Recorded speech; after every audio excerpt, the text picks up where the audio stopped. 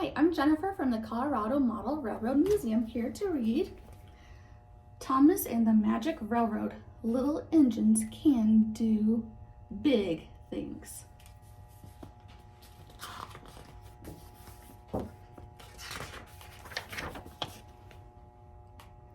Things are very busy on the island of Sodor. Sir Topham Hatt was away on vacation and all the engines were doing their best to be really useful. But Thomas the tank engine did not feel useful at all. James teased Thomas for bumping into the buffers.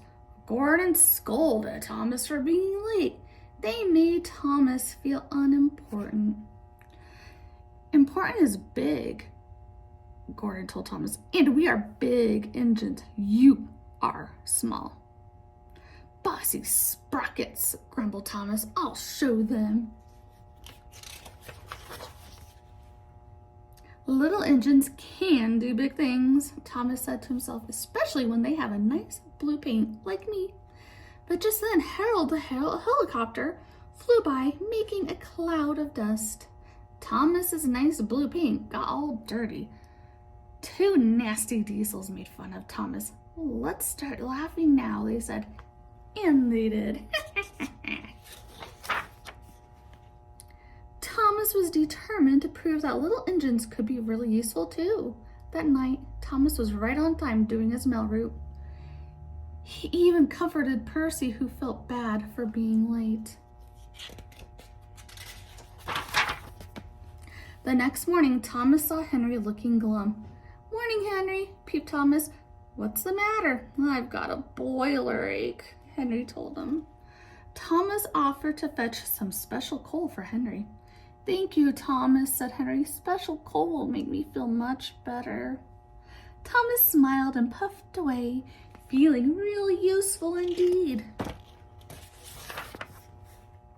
Near a set of old buffers, Thomas set to work collecting the coal cars, but the last car was not coupled properly. Thomas didn't notice the coal car sliding quietly backward.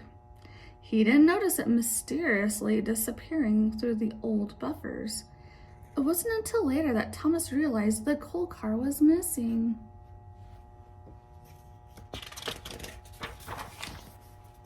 I was up near the buffers when the last coal car disappeared, Thomas told Percy. Percy got very excited. Maybe those buffers are the entrance to the magic railroad, he cried. The engines had heard the legend of the magic railroad and of the golden engine called Lady, who gave the railroad its magic power. Lady had disappeared long ago, and the magic railroad had disappeared with her. Percy, you are clever, Thomas exclaimed and hurried away. Thomas steamed back to the old buffers. He knew that bringing Lady back would be really useful, but he was nervous too. What if I go on the magic railroad and my wheels don't work? Thought Thomas. What if it's dark? But Thomas kept going. He reached the old buffers and passed right through. The magic railroad was dark and scary, but was also beautiful. Thomas found the missing coal car. With the car coupled properly, he continued along the magic railroad. Thomas passed through another set of buffers and into a world he had never seen before. This was the other end of the magic railroad and the home of the Lady Golden Engine.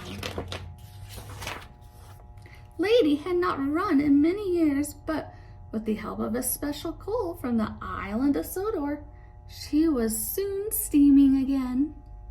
As Lady moved along, her lovely, happy face was revealed once more.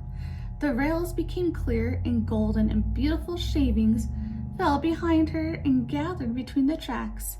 The magic railroad was coming back to life.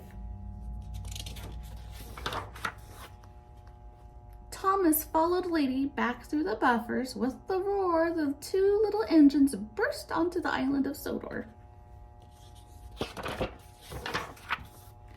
Hooray for Thomas! The engines cheered. Lady was back, and the magic railroad would run once again. You see, said Thomas, little engines can do big things. The end.